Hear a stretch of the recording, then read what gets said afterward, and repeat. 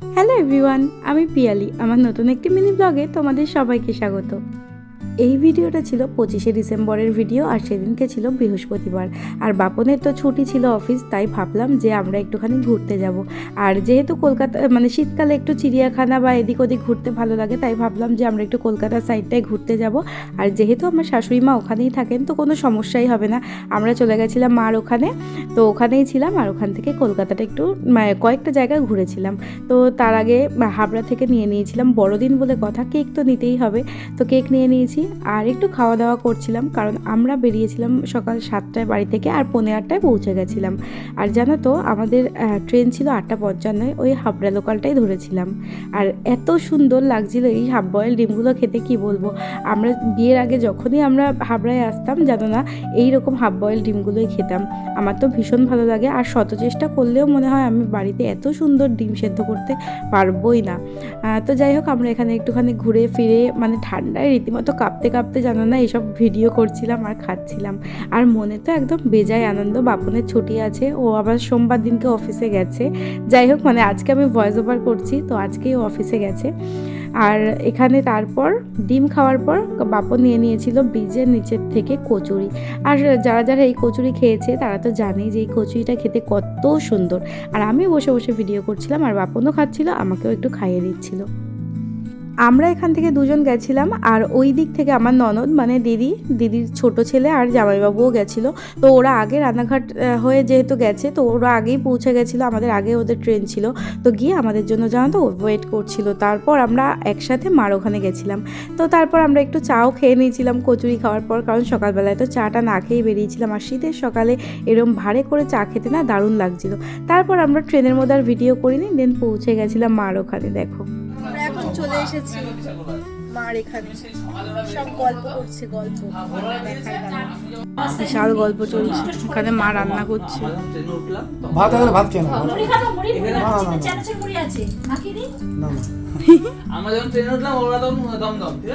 আমরা পৌঁছানোর পরে আমি তো গিয়ে আগে দেখছি রান্নাবান্নাটা চেক করছি যে কি কি রান্না হলো না হলো। যেহেতু আমরা লাঞ্চ করে একটু বিকেলের আগেই বেরিয়ে পড়বো এরকমই প্ল্যান ছিল, ওই জন্য মাকে বলেছিলাম একদম যেন কোনো বেশি কিছু রান্না না করে। তাই দেখছিলাম আর কি রান্নাবান্না সব ঠিকঠাক আছে কিনা। আর তোমরা তো দেখেইছো সেদিনকে আমরা গিয়ে কি খেয়েছিলাম।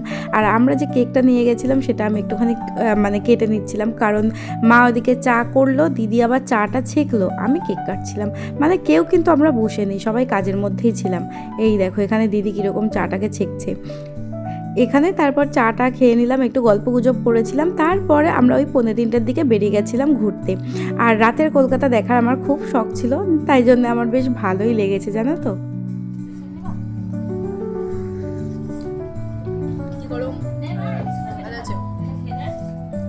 সব বসে আছে, গল্প টল্প করছে। আমরা একটু আগেই এসেছি। আমাকে এটা নোনতা বিস্কুট আমাকে একটা দাও।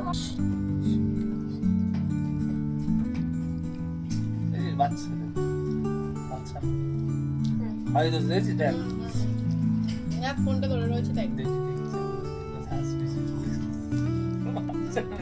আমরা এখন মার এখানে এসে ছাদের ওপর উঠেছি। যেমন হাওয়া, ঠান্ডা তো আছেই, কিন্তু হাওয়া এই রোদ্দুরের জন্য হাওয়াটা অতটা লাগছে না। আর এখানে একটার পর একটা প্লেন যাচ্ছে, একটার পর একটা। সামনে থেকে প্লেনগুলো গিয়ে পেছন দিকে ওই বিল্ডিংয়ের ওখানে ল্যান্ড করছে, মানে এয়ারপোর্ট ওই দিকে। তাই জন্য এখন আমি প্লেন দেখতে এসেছি ছাদের ওপরে। মনে হচ্ছে যেন একদম নিচ থেকে যাচ্ছে, একদম নিচ থেকে। বলেছি একটা সিটি সেন্টারে নিয়ে যেতে, বলে কিনা আমি মানি ব্যাগ, এটিএম, ফোন সব রেখে যাবো। এই তো এখানে খেতে দিয়ে দিয়েছিল, ভাত করেছিল, বেগুন ভাজা, মুসুরির ডাল, আলুর চোখা, আর ছিল ডবল ডিমের অমলেট করে কারি। তারপর খেয়ে দিয়ে আমরা বেরিয়ে গেছিলাম। তো এই দেখো আমি কিন্তু নতুন সোয়েটারটা পরেছি, যেটা আমাকে বাপন দিয়েছিল আমার বার্থডে উপলক্ষে। তো বার্থডে এখনও আসেনি, তবে সোয়েটারটা পরা হয়ে গেছে। তারপর আমরা প্রথমেই যেখানে গেছিলাম সেটা হচ্ছে হাতিবাগান, কারণ আমি আগে থেকে বলে রেখেছিলাম যে আর কিছু মানে কোথাও ঘুরতে নিয়ে যাস কি না নিয়ে যাস আমার দেখার দরকার নেই, আমাকে অন্তত আমার পছন্দের জিনিসগুলো একটু কিনে দিস। তারপরে সেখান থেকে মানে হাতিবাগানেই ওই জন্য গেছিলাম। তো এখানে জিনিসগুলো দেখে আমার এত এত ভালো লাগছিল, মনে হচ্ছিল যেন সব কটা জিনিসই কিনে আনি, কিন্তু সেটা তো আর সম্ভব না। তাই একটুখানি ঘুরে ফিরে দেখছিলাম আর নিজের পছন্দ মতন দু একটা জিনিস জানো তো কিনেছি। আর কি কিনেছি সেটা কিন্তু তোমাদের অন্য কোনো ভিডিওয়ে দেখাবো। তারপর এখান থেকে কিছুক্ষণ দেখে ঠেকে আবার হাঁটছি। আর যেহেতু আমি কিছু কিনবো বলে ঠিক করেছি, তাই জন্যে রাস্তার যতই দূরের হোক আমার কিন্তু সেদিনকে হাঁটতে বেশ ভালোই লাগছিল। আর আমাদের এখানে যেন এত ঠান্ডা, কিন্তু কলকাতার ওইদিকে তেমন কোনো ঠান্ডাই নেই। আমি বেকার করতে ওই ট্রলিটার মধ্যে করে এত সোয়েটার নিয়ে গেছিলাম। এদিকে এই জিনিসগুলো তো একটার পর একটা দোকানে দেখে যাচ্ছি, যতই দোকানে দেখছি ততই যেন ভালো লাগছে। এই সিরামিকের জিনিসগুলো আমার ভীষণ ভালো লাগে। এই যে ফ্লাওয়ার ভাসটা আমি প্রথমে ভেবেছিলাম যে এটা হয়তো খুব একটা মানে ভারী হবে না, কিন্তু এটা ধরার পর দেখলাম এগুলোর বেশ একটা ওয়েট আছে। আর এখানে দেখো কেটলিটা কি সুন্দর, তবে এইটা আমি নিলাম না, নেওয়ার ইচ্ছা ছিল। ধরার পরে দেখছি কাঁচটা না একদম পাতলার ওপর, মানে আমি যদি গরম চা ঢালি ফেটে যেতে পারে, তাই আর নিলাম না। তারপর এখানে ঘোরাঘুরি করে গেলাম একটু ফুচকার দোকানে। এই যে আমি আর দিদি দাঁড়িয়ে দাঁড়িয়ে ফুচকা খাচ্ছিলাম। আর আমি একটা অদ্ভুত ব্যাপার লক্ষ্য করেছি, সেটা হচ্ছে দিদি যখন ক্যামেরা অন থাকে তখন হাসবে না, চুপচাপ থাকবে, কিন্তু যখন ক্যামেরা অফ থাকে হাসে, কথা বলে। এটা কেন হয় আমি জানি না, ওরা মনে হয় মানে ভিডিওতে বা ফটোতে একদমই কমফোর্টেবল না, মানে কিছু বলার নেই। আর কি আর বলবো বলো। তারপর দিদির ফুচকাটা খুব একটা ভালো লাগেনি, কিন্তু আমার ভালোই লাগছিলো, তাই আমিও টপটপ আরও দু একটা খেয়ে নিলাম। তারপর আবার জিনিসপত্র দেখা শুরু হলো। জানো তো এখান থেকে মানে হাতিবাগান থেকে আমরা তারপরে গেছিলাম লেকটাউনের জায়গাটা খুব সুন্দর করে সাজানো ছিল। আর এখানের এই হাড়িগুলো যে এত সুন্দর, দেখো কি ভালো লাগছে। তো ভেবেছিলাম প্রথমে যে পার্ক স্ট্রিটে যাব, কিন্তু পার্ক স্ট্রিটের গল্প শোনার পর আমার তো যাওয়ার সাহস হলো না, কারণ ওখানে নাকি প্রচুর মানুষ হয়, মানে প্রচণ্ড পরিমাণে ভিড় হয়। তাই ভাবলাম যে না, আমার অত ভিড়ভাড়টা তো এমনিতেও পছন্দ না, তো চলো লেকটাউনে যাই। কারণ জিজু বললো যে ওই জায়গাটায় চলো ভালো লাগবে, একটু হালকা পাতলা, মানে খুব একটা লোকজন নেই, তো ওখানে হাঁটা যাবে, ভালো ফটো তোলা যাবে। আর যেহেতু আমরা তাড়াতাড়ি গেছিলাম ওই জন্যে বেশ ভালোই ঘুরেছি। তারপর দেখো আমাকে তো আমার জিনিসপত্র আমার বর কিনে দিয়েছে, তারপর এখানে দিদিকেও কিন্তু বাপন একটা সোয়েটার কিনে দিয়েছিল। তো আমরা গেছিলাম বাজার কলকাতায়, আর সেখান থেকে দিদিকে এই পিঙ্ক কালারের সোয়েটারটা মানে কার্ডিগানটা বাপন কিনে দিয়েছিল। তারপর ঘোরাফেরা করে চলে এসেছিলাম মোমোর দোকানে। আর আমার তো মনে বেজায় আনন্দ, নিজের পছন্দের জিনিস পেলে আনন্দ তো হবেই, তাই না। এখান থেকে নিয়ে নিয়েছিলাম আমরা 1 প্লেট করে মোমো। দেখো একদম গরম গরম মোমোটা ছিল, তবে স্যুপটা অতটাও টেস্টি ছিল না জানো তো। এরপর আমরা কিছুক্ষণ ধরে শুধু খাওয়া দাওয়াই করে গেলাম, একটার পর একটা শুধু খেয়েই গেলাম। হাসিও পাচ্ছিল, আবার ভাবছিলাম যে বেশ ভালোই ঘুরে ফিরে মানে ঘোরাফেরা করছে আর শুধু খাচ্ছি, ব্যাপারটা আমার মন্দ লাগছিল না। আর লেকটাউন থেকে আমার শাশুড়ি যেখানে থাকে সেটা একদমই কম ডিস্ট্যান্সে, মানে মোটামুটি 8 ঘন্টা মতন, তো ওই জন্য সুবিধাই হয়েছিল। ওখান থেকে ঘুরে ফিরে টুক করে মার ওখানে চলে গেলাম। আর এই যে প্রথমে মানে স্যুপটা একটুখানি মুখে দিলাম, মানে গরম তো একটা গরমের ছ্যাঁকা তো খেলামই, তার সাথে খুব একটা টেস্টিও ছিল না, তাই স্যুপটা কিন্তু আমি একদমই খাইনি। তারপর দেখো জিজু বললো যে মোমো খাওয়া শেষ, এবার কি খাবে, দাঁড়াও একটা জিনিস আনি, বলেই দেখলাম হাতের মধ্যে 1 প্লেট পাপড়ি চাট ধরিয়ে দিল। তো পাপড়ি চাটটা দেখতেও যেমন সুন্দর, খেতেও কিন্তু বেশ ভালোই ছিল। আর এই পাপড়ি চাটটা এমনই অবস্থা, কামড়ালে টুক করে পড়ে যাবে, তাই জন্য দিলাম একেবারে মুখের মধ্যে চালান করে।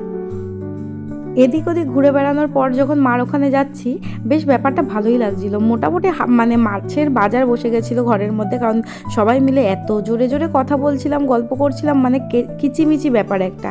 আর মা করছিল কি সব কিছু খাবার দাবার, চা আমাদের মুখের কাছে এনে ধরছে। আমি আজকে সান্টার টুপি পরেছি। আমরা আজকে এসেছি লেক টাউন। সান্টার টুপি পরে ভালো লাগে তো। আমরা আজকে এসেছি লেক টাউনে। খুবই সুন্দর সাজিয়েছে। যে একজন ফটো তুলছে, এখনো ওই সাইডটায় আমরা যাইনি। খুবই সুন্দর। আর এখন পার্ক স্ট্রিটের যে অবস্থা, ওখানে হাঁটার মতন না, এত ভিড়। এই জায়গাটা খুব সুন্দর সাজানো ছিল, আমার তো ভীষণ ভালো লেগেছে। তো এখানে দাঁড়িয়ে দাঁড়িয়ে কিছু ফটো ভিডিও সবই করলাম। তারপর জিজু বললো যে চলো এবার খাওয়া দাওয়া করে নিই, কারণ একটু পরেই একটা লম্বা লাইন লেগে যাবে, তখন তুমি বেরোতেই পারবে না এখান থেকে। তো আমি কথাটা খুব একটা বিশ্বাস করিনি, ভাবলাম যে এই তো ফাঁকা ফাঁকা আছে, কি এমন ভিড় হবে। তারপরেই তো ব্যাপারটা বুঝতে পারলাম যখন আমরা এখান থেকে বেরোচ্ছিলাম। দাঁড়াও তোমরাও দেখতে পাবে, এখানে নানা রকমের কাবাব, চিকেন রোস্ট অনেক কিছুই মানে দেখলাম, তবে আমি আমি এগুলো কোনোটাই খাইনি, কেন জানি না, আমার খুব একটা ভালো লাগছিল না, কারণ এরমভাবে ঝোলানো আছে, চারিদিকে ধুলো বালি তো লাগছিলই, তো ওই জন্য খেলাম না। আর এই ফল গাছটা কি জানি কি সুন্দরভাবে দেখো হয়ে রয়েছে, লাল লাল টাইপের। যাই হোক, আমরা অর্ডার করেছিলাম একটা ফিশ ব্যাটার ফ্রাই আর একটা করেছিলাম ফিশ ফ্রাই অর্ডার। তো ফিশ ফ্রাইটা খেয়েছিল দিদি আর জামাইবাবু, আর আমি আর বাপন খেয়েছিলাম ফিশ ব্যাটার ফ্রাই। ও না প্রথমে ব্যাটার ফ্রাইয়ের মানে কোটিংটা মুখে পড়েছিল, ওর আরেকটু মাছ মুখে পড়েছিল, তাই ওর তো প্রথমে খুবই ভালো লেগেছিল। আর আমি যখন মানে পুরোটা খেলাম, দেখলাম যে ফিশ ব্যাটার ফ্রাইটা একদমই জঘন্যতম একটা মানে খেতে ছিল, শুধু কোটিং আর কোটিং, মানে মাছের বংশও ছিল না।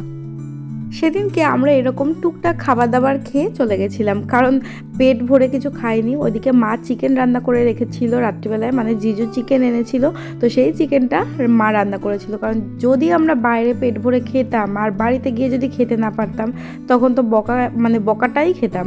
ওই জন্য হালকা পাতলা একটুখানি স্ন্যাক্স জাতীয় কিছু খেয়ে আমরা ফিরে গেছিলাম। আর এখানে দেখো কি সুন্দর না ঘোড়ার গাড়িটা, আর এই ঘোড়াটা দেখো কি সুন্দর করে তাকিয়ে রয়েছে, আমার তো বেশ ভালো লেগেছে। আর এই চারিদিকের অ্যাম্বিয়েন্সটা না ভীষণ সুন্দর। আমরা তো মোটামুটি ওই পুরো শ্রীভূমির রাস্তাটা ধরে হেঁটে গেলাম, মানে ভিড়টা জাস্ট দেখো এবার, চোখের সামনে দিয়ে কিভাবে যে ভিড় হয়ে গেল নিজেও বুঝতে পারলাম না। ভেবেছিলাম আরও 2-1 জায়গায় যাব, কিন্তু ওই যে হাতিবাগানের জিনিসপত্রগুলো দেখে ওখানেই না 3-4 ঘন্টা টাইম আমরা কাটিয়ে ফেলেছি, তাই আর বেশি কোথাও যেতে পারিনি। এই দেখো ভিড়টা দেখো, মানে আমি তো এইখান থেকে এইটুখানি জায়গা, ওই যে দূরে ঘড়িটা দেখা যাচ্ছে, ওই পর্যন্ত পৌঁছাতে আমাদের মিনিমাম 1 থেকে 1.5 ঘন্টা টাইম লেগে গেছিলো। মানে হাঁটতে হাঁটতে তো পাটা ব্যথা হয়েছিল, আর কি বলবো। তো চলো, মিনি ব্লগটাও আজ এই পর্যন্তই। তোমাদের যদি ভালো লাগে অবশ্যই একটা লাইক করে দিও। সবাই খুব ভালো থেকো, সুস্থ থেকো, টাটা।